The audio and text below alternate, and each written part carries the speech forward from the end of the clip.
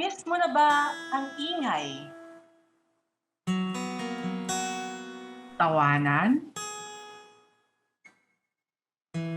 Kulitan?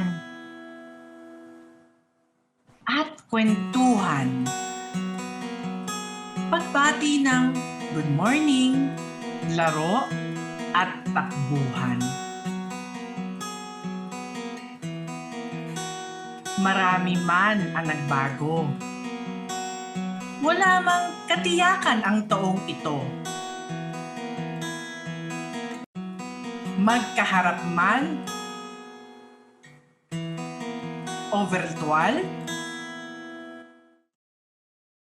kami ay naririto.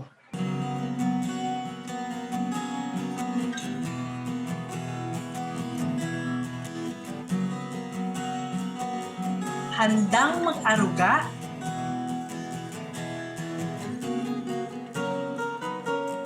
at nasasabi makitang muli matamis niyong mga ngiti.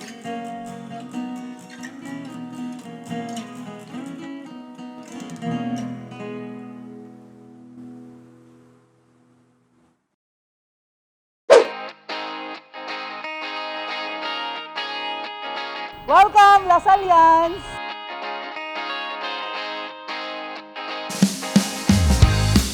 Welcome, Lasalians!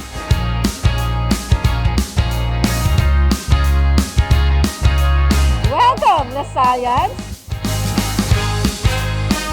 Welcome back, Lasalians!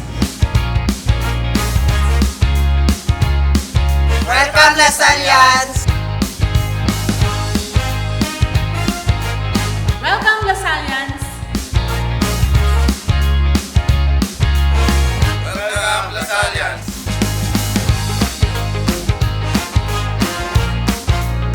Welcome, Lasalians! Welcome back, Lasalians! May you be happy and enjoy as you experience a God-filled journey this school year.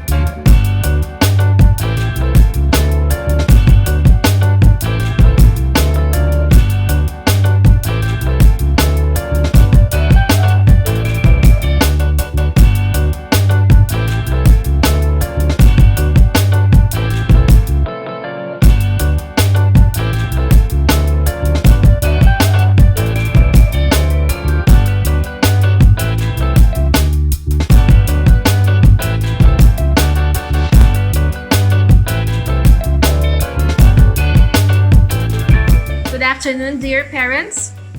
Welcome to the Integrated School Parents Onboarding on Academic Policies. I am Celine Francisco, your host for this afternoon's program. Before we start, let us pause for a few moments and feel the presence of the Lord. In the name of the Father, and of the Son, and of the Holy Spirit. Amen.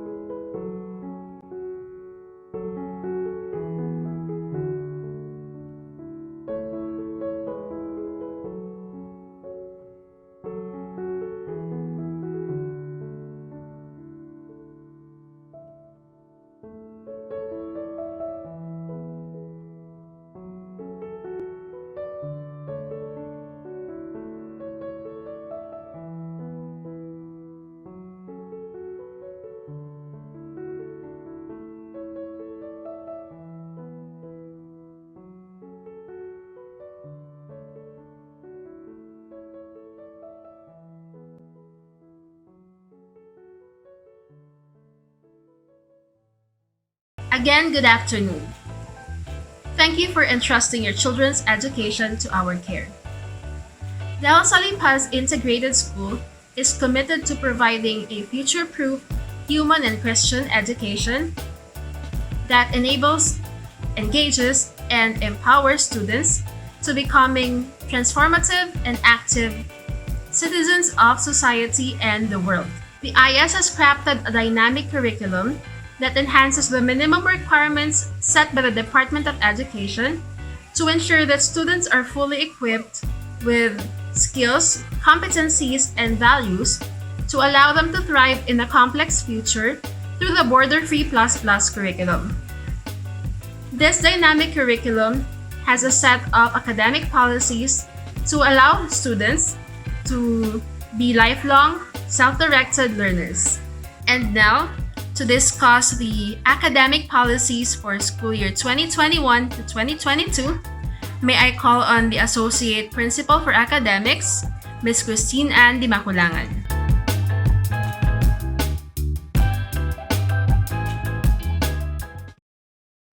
Blessed day, everyone. I am Ms. Christine, the Associate Principal for Academics in the Integrated School, and I'm happy to share with you the Integrated School academic policies. Please take note that these policies are pending the final approval of the VCA Core Council through a resolution. Once approved, this will be included in the IS Student Handbook, which will also be communicated to all of you. As you may have read in our Border-Free Primer, the La Salle Paz Border-Free Learning Design recognizes the use of self-directed methods in the thrust of developing learners who are self-directed and committed to lifelong learning. However, as we are cognizant of the different levels of readiness for self-directed, self-paced learning of the students across grade levels, the IS adapts synchronous and asynchronous learning modalities at varying degrees per cluster of learners. As you can see on the matrix of learning modality and the levels of guided instruction, the modality gradually shifts from being teacher-directed to learner-directed, as the guided instruction provided by the teacher shifts from mostly demonstrating the skills and helping students accomplish the task to guiding students on how to do the task on their own, and eventually allowing the students to engage in the tasks with limited support from the teacher. In consonance with self-directed learning, the IS adapts a mastery-based grading system. This system promotes grading that is based on a student's mastery of standards, skills, and competencies. Such a system promotes deeper learning and growth mindset, as students are given multiple chances to attain mastery of skills and competencies. This system also aims to prevent anxiety, stress, and academic overload, while ensuring grade-level appropriateness. Through mastery-based grading, students are made to be more flexible and responsible as they engage in activities that promote deeper learning, and as they are accorded with policies supporting the development of growth mindset. This can be observed from the students' demonstration of different forms of knowledge, may it be declarative, procedural, conditional, or metacognitive, through various types of learning activities and assessments, and of course, the provision for reassessment or retake opportunities for the different assessments. On that note, let us move on to the assessment policies. The primary purpose of assessment is to improve students' learning and the teacher's teaching. Every assessment should reflect a student's performance on learning competencies as well as their demonstration of essential skills and values. For this school year, we shall consider 3 forms of assessment in the integrated school. These are the formative assessment, the graded tasks, and the summative assessment. The formative assessment is a form of assessment designed to help students clarify some misconceptions and to ensure that they have acquired adequately the skills and competencies set within the module. Formative assessments include drills, practice exercises, reflective questions, and other forms of formative assessments. Graded task, on the other hand, is the assessment designed to assess what the students have learned from a particular module. If you remember last school year, we have a formative assessment at the end of each module. This year, we shall consider them for grading, and thus we renamed them as graded task. And of course, we still have our summative assessment, which is an authentic assessment designed to allow the student to demonstrate the skills, competencies, and values learned during the quarter. Talking about summative assessments, we have 2 types of summative assessments. An authentic summative assessment anchored on the performance standards of each subject, or the performance standards-based SA for preschool to grade 12, and the community-based action project addressing strategically themed learning objectives through networked environments, or capstone, for grades 4 to 12. A performance standards-based SA, as I have mentioned, is anchored in the performance standards of each subject.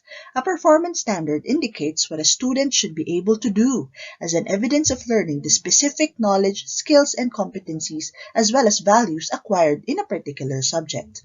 But depending on the performance standards, some subjects may have integrated summative assessments.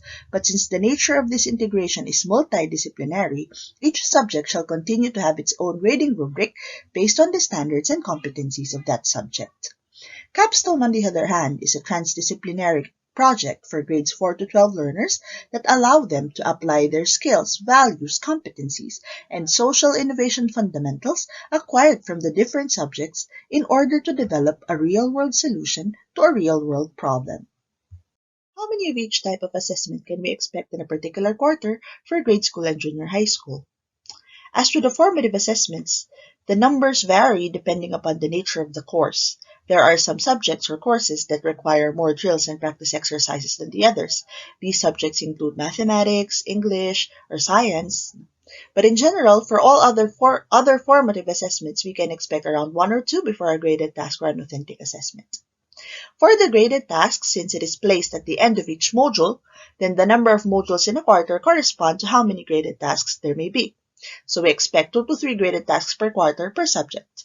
And for the summative assessments, for preschool to grade 3, we have 1 authentic assessment per subject, but mostly we are able to design them as integrated assessments to lessen the tasks that the students have to do. For grades 4 to 10, on the other hand, expect 1 authentic assessment per subject and 1 capstone output across subjects. Take note as well that there is a no score requirement for formative assessments, authentic graded tasks, as well as the capstone and summative assessment, which are also both authentic. Score requirement to proceed to the next module means that the student will not be able to move to the next part of the learning modules in the learning management system unless they are able to get a certain score in that particular assessment. So for this school year, the only assessment wherein we shall have a score requirement would be for the auto-graded graded tasks. And that is, the student needs to get 60% or higher of the total number of points to unlock the succeeding module. For the senior high school, we follow almost the same policies, especially for the number of formative assessments as well as the score requirement to proceed to the next module. However, the number of graded tasks and summative assessments vary because we only have 1 course grade for the senior high school, and that is at the end of the semester. So therefore, our graded tasks would be 4 to 6 graded tasks per semester. Again, each graded task placed at the end of each module. While for the summative assessments, there shall be 2 performance-based authentic assessments per course and 1 capstone output per semester. We follow uniform policies across communities regarding the number of attempts for each type of assessment, as well as the score that will be considered for grading. For formative assessments, we have unlimited attempts, so the students may take a formative assessment as many times as he or she prefers, and these assessments will not count for the final grade or will not be part of the grade computation. Graded tasks and summative assessments, as well as capsule initiatives, on the other hand, are set with at most 2 attempts only. For the traditional type of graded task, we shall consider the highest score or the higher score of the 2 attempts. This is because the traditional type of graded tasks actually follow what we call the item bank. So the graded task that the student may take on the first attempt may actually have a different set of questions, follows a different set of questions for the second attempt. So we will consider the higher score of the 2 attempts. But for authentic assessments, including authentic graded task, authentic performance standards-based SA, and of course the capstone initiatives, we shall consider the latest score in the spirit of mastery-based grading, as we want to ensure that the students will be able to submit an improved work from the original submission. The passing score for any graded assessment remains to be 60% of the total number of points. Speaking of grading, let's now talk about the grading system. Quarterly grades for grade school and junior high school are reported as numerical grades, while the final grades are reported as numerical and letter grades following the transmutation below. For the senior high school, we shall have only one final course grade, and that will also be reported as both numerical and letter grades, again following the transmutation below. So take note that a total points of 0 to 59 points merit a failing grade, which can range from 65 to 74 with a corresponding letter grade of F. On the other hand, the highest letter grade is A, which a student will get if he or she gets a numerical grade of 98 to 100. As such, the highest possible numerical grade is 100, while the lowest is 65. And again, the passing rate for every summative assessment or every graded assessment is 60% of the total number of points. The grades are based on the total scores in all the graded assessments. To facilitate the computation of the actual numerical grades, which you see on the online viewing of grades, these raw scores, which are reflected in the gradebook, will be processed by a middleware or a software that automates the transmutation of the score to its equivalent numerical grade and the conversion of the final grade to a letter grade. For preschool to grade 3, the quarterly grades is based on the sum of the graded tasks and authentic assessment. 2 to 3 graded tasks should total 30 points and the authentic assessment is worth 70 points. Thus, a total of 100 points every quarter. For grades 4 to 10, the computation of quarterly grades is based on three components: the graded tasks, the summative assessments, and the capstone outputs. So again, there are 2 to 3 graded tasks per quarter, which should total 30 points. There is one summative assessment worth 40 points, and there is one capstone output for all the subjects, which is worth 30 points, again for a total of 100 points. For the senior high school, the basis of the semestral course grade would be the sum of the graded tasks, summative assessments, and the capstone output. There shall be 4 to 6 graded tasks per semester, which should total 30 points. There shall be 2 summative assessments per semester, which total 40 points. And there is one capstone output across subjects worth 30 points, also for a total of 100 points. For CLCE, since we recognize that CLCE follows a different framework based on the faith dimensions, doctrine, morals, and worship, their graded tasks and summative assessments will continue to be based on these three faith dimensions with the points allotment as you see on the screen. The homeroom grade for preschool to grade 10 shall be based on the Lasallian values or ideal graduate attributes that the student is able to manifest and the student's participation in homeroom activities as well as in the homeroom guidance program. The department grade for preschool to grade 12 is based on the subject teacher's assessment of a student's demeanor and the level of engagement in their respective subjects. The department grades are initially computed based on numerical grades and are transmuted into the equivalent letter grades for the department. So there are 7 letter grades in the department, the highest of which is O, which stands for outstanding, and the lowest of which is VU, which stands for very unsatisfactory. Take note that there are 3 possible letter grades that connote failure in the department grade, and those are NI, that means needs improvement, U, which means unsatisfactory, and VU, which means very unsatisfactory. For the computation of the final grades per subject in preschool to grade 10, the final grade per subject shall be computed based on the average of the raw scores in quarter 1, quarter 2, quarter 3, and quarter 4. So this means the total scores obtained in the different assessments for each quarter. And that particular average of the raw scores will be rounded to the nearest unit and then transmuted into the corresponding numerical and letter grades. So as shown in the example. So the table shows the different total scores from the graded assessments in a particular quarter. And then the final average is computed by getting the sum of these total scores divided by 4 and then rounding up the resulting average to the nearest unit, and then this average now will be transmuted to the equivalent numerical grade. The transmutation follows the table that I presented to you in the previous slides. The final grade will then be expressed as both a numerical grade and a letter grade. The computation of the general average per quarter in the case of grade school and junior high school, and the GPA per semester in the case of the senior high school, is based on the sum of the weighted grades divided by the total units. The weighted grade of the subject is obtained by multiplying the subject grade with the corresponding unit weight. As you can see on the example, for English, no, so the English has a unit weight of 3 units, and the grade of the student is 88. So that means the weighted grade is the product of 88 and 3, which is 264. The same process will be followed for all the subjects until we obtain all the weighted grades. So we add all the weighted grades, that should total 2,151 in this example, and divide that by the total units, which is 24 in this example. So the general average for this particular example is 89.63.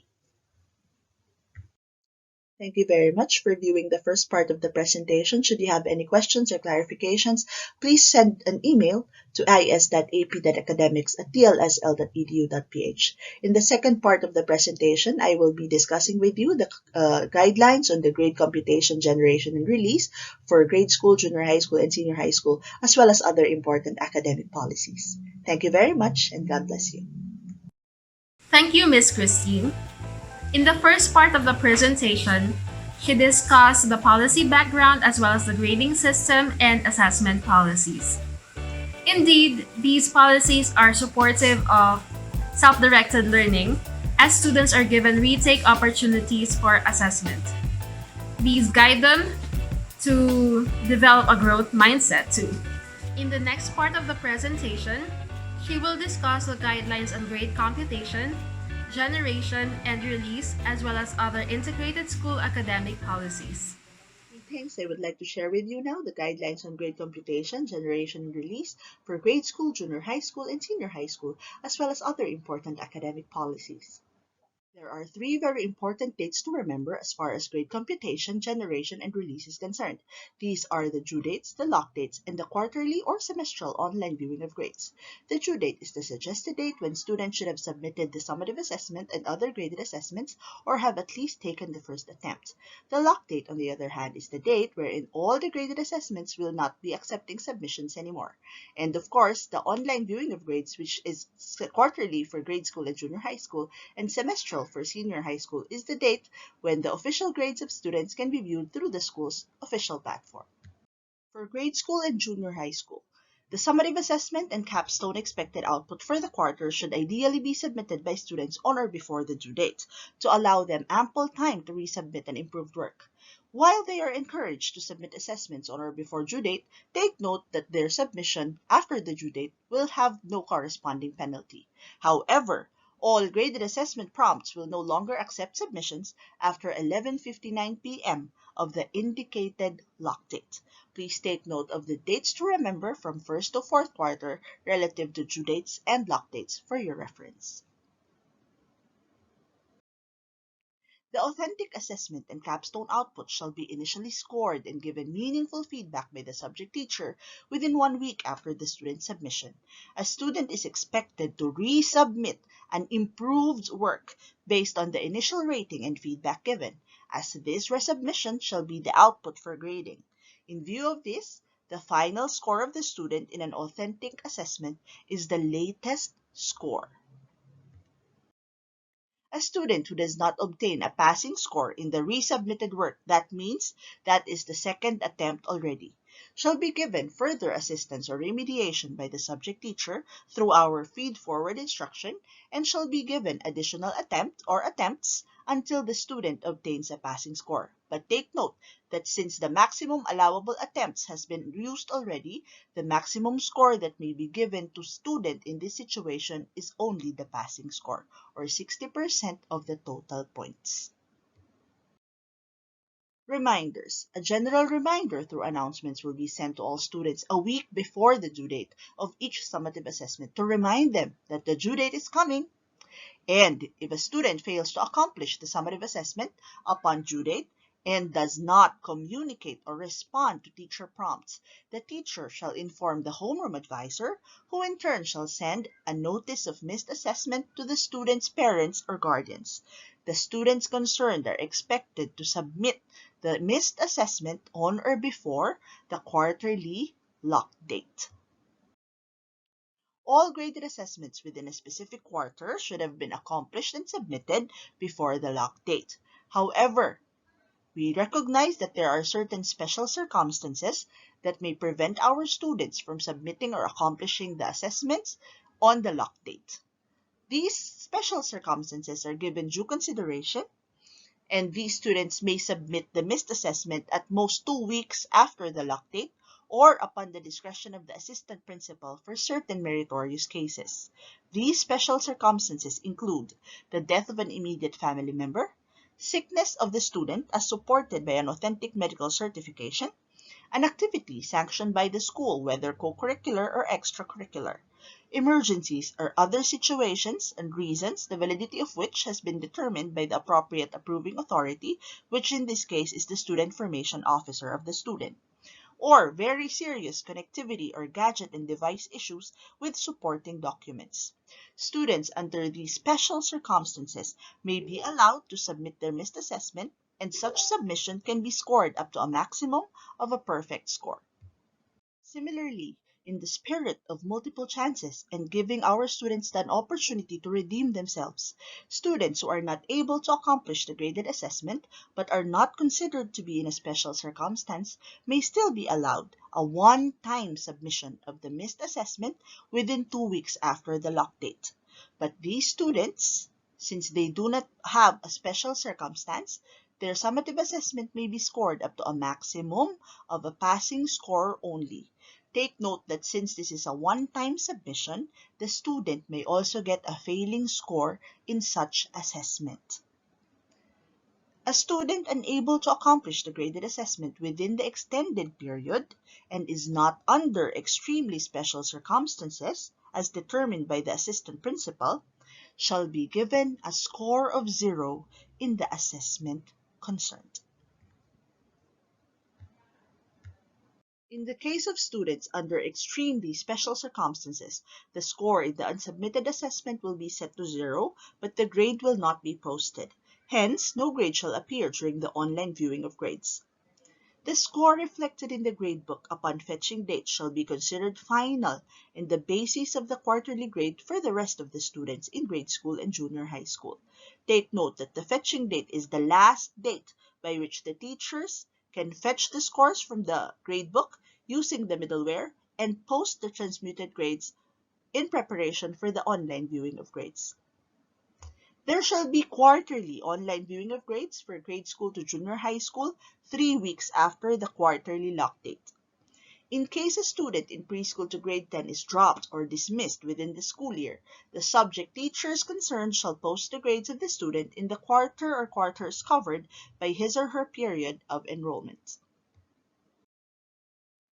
Please take note of the important due dates, lock dates, schedule of payment, and quarterly viewing of grades for our grade school and junior high school students.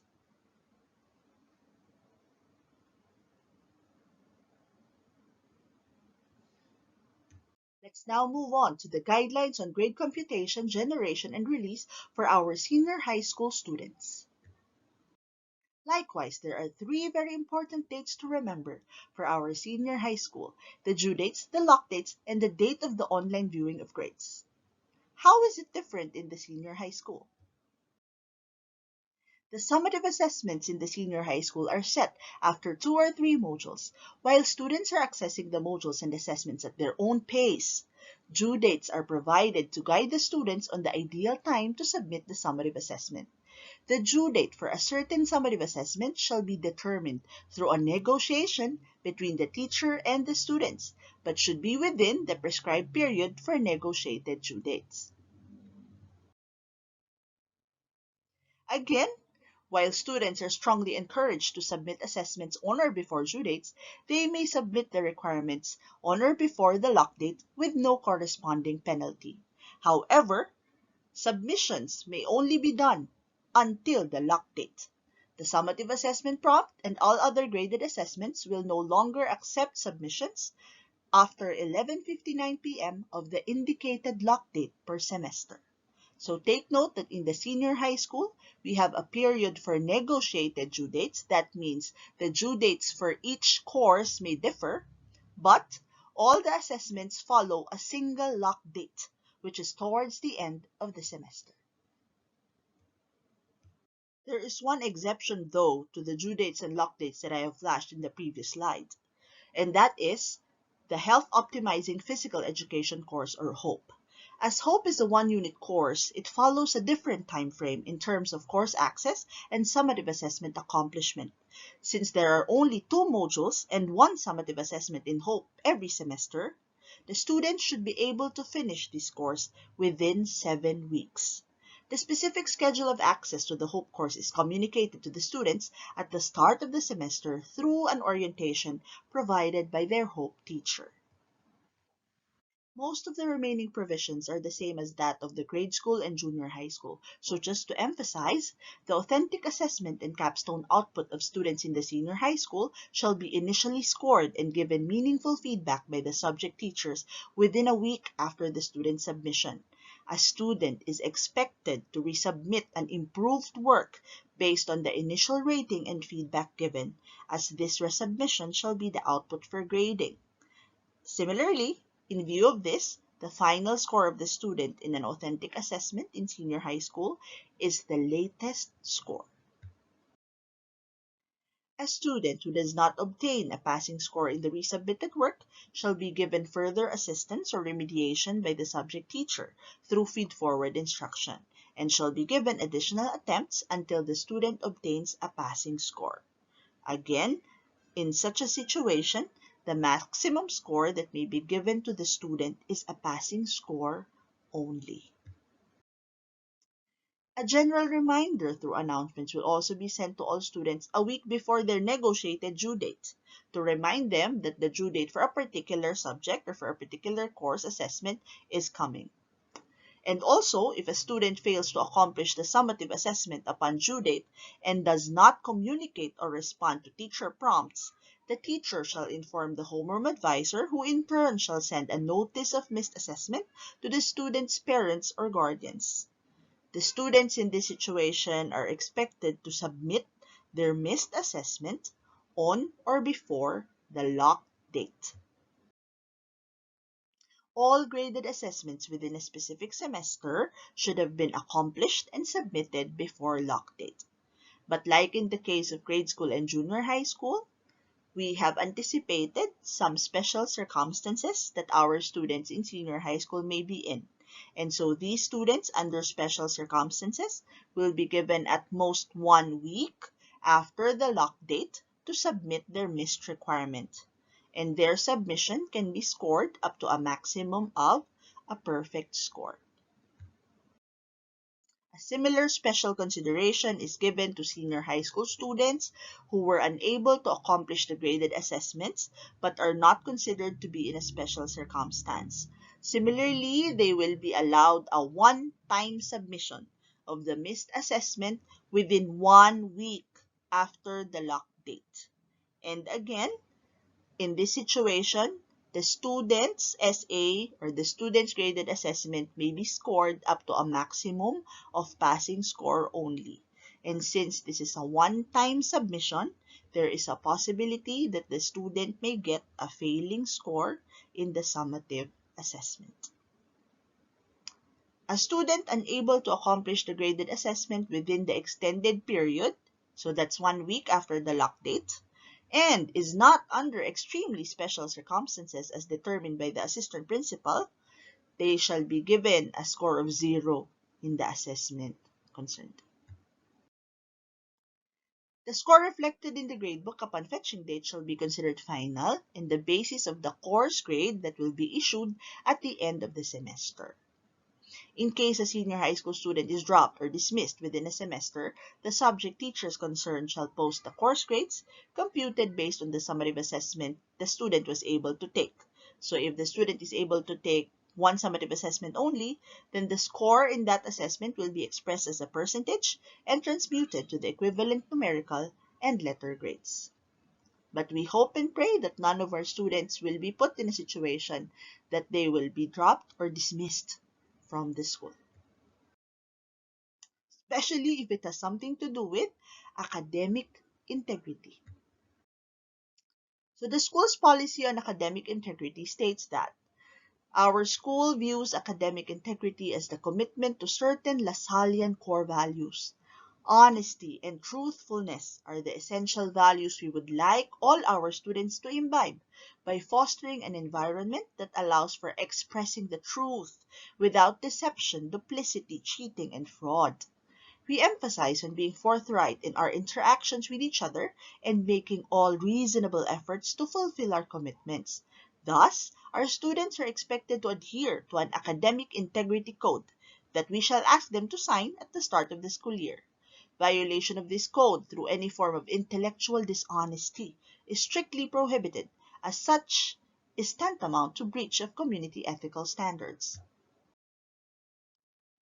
Hence, a student caught cheating, whether in an FA, an SA, capstone initiatives, or any other subject requirements, simply shows that the student is not prepared to do the work demanded of him as a student of De La Salipa. Therefore, any student found guilty of academic dishonesty in a graded task, summative assessment, or capstone initiative automatically gets a raw score of 0 in that particular assessment, which with no provision for resubmission or reattempts. There may also be additional penalty or sanction to be determined through an individual review of the case by the student information officer in charge or by the Board of Inquiry, depending upon the severity of the offense committed. But of course, we would not want any of our students to be put in that situation because that might lead them to some concerns, relative to our promotion and retention policy. For our promotion and retention policy, so for grades 1 to 10, a final grade of at least D in all learning areas, including homeroom, is a requirement for them to be promoted to the next grade level. If ever there are students who will incur less than 12 units of failure, they must pass the remedial classes for learning areas with failing average for them to be promoted to the next grade level. Otherwise, they will be retained in the same grade level. Likewise, students who incur 12 to 16 units of failure are recommended to be retained in the same grade level, while those who incur more than 16 units of failure may be recommended for dismissal from the integrated school. For the senior high school, a final course grade of at least D in all subjects or in all courses in a semester is a requirement for them to proceed to the next semester. If they did not meet expectations in any course at the end of the semester, they will have to retake that subject. And if a student in senior high school accumulates 24 units or more of failure, they may be recommended for dismissal from the integrated school. Again, we hope that none of our students will have to be put in this situation, especially that they exhibit, if they will exhibit, the Lasallian value of excellence. Talking about excellence, let's now talk about the system of recognition for our students. Of course, we have our badge system, wherein the students receive badges as a reward for accomplishing certain tasks or certain activities in the border-free classroom. A module completion badge is awarded to a student who has successfully completed the requirements of a certain module. A course completion badge signifies that a student has successfully completed all the requirements of a course, while a capstone completion badge is issued to grades 4 to 12 students who have completed their capstone requirements. We also have rewards for students who represent the school in local, national, and international engagements. For their participation in such co-curricular activities, which include competitions or conferences or trainings, we provide additional points to be added in their graded assessments. So as you see on the screen, we follow some points added to the graded assessment of the student, graded assessment score of a student in a particular quarter, specifically in the quarter where the event took place.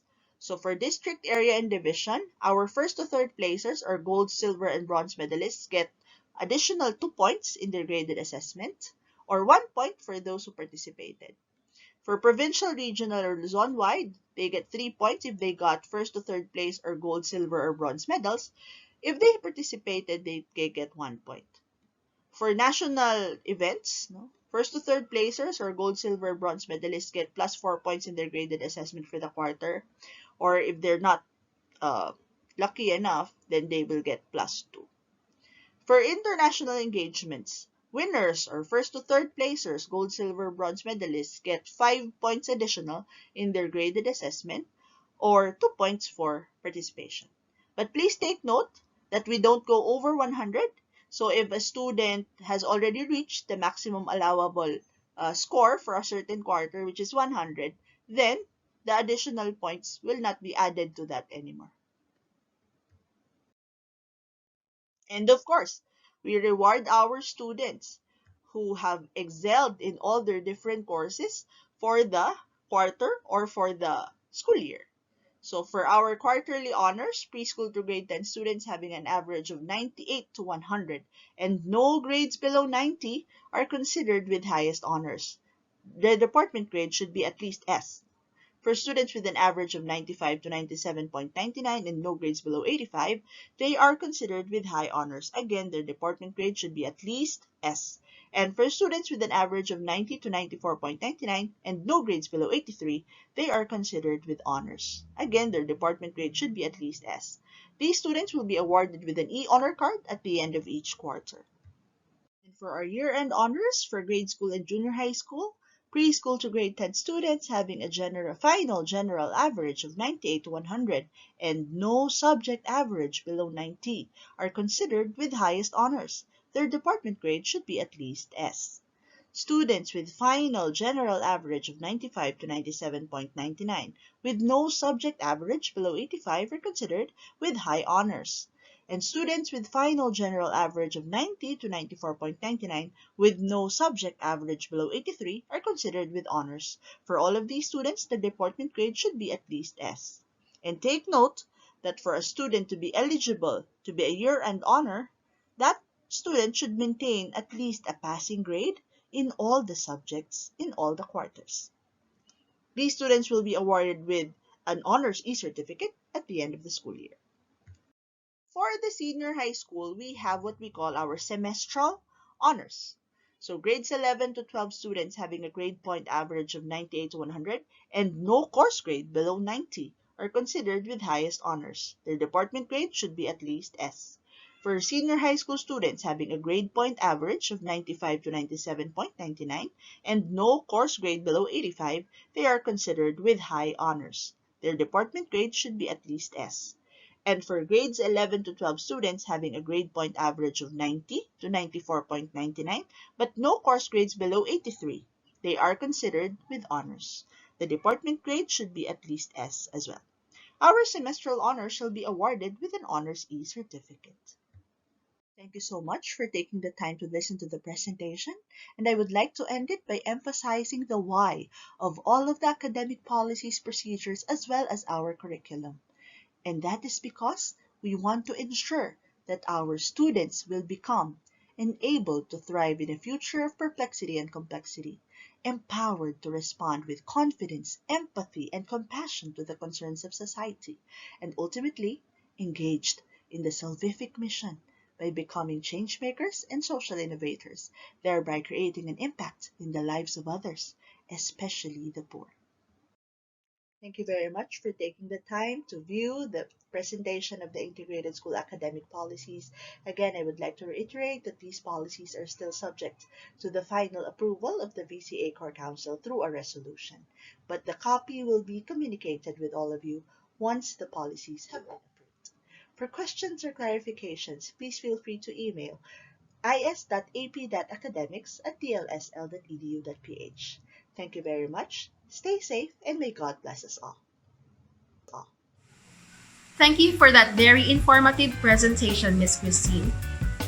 As mentioned in the first part of the presentation, these policies are for the final approval of the VCA Core Council through a resolution. Once approved, these policies shall be published in the IS Student Handbook, to which you will be given access.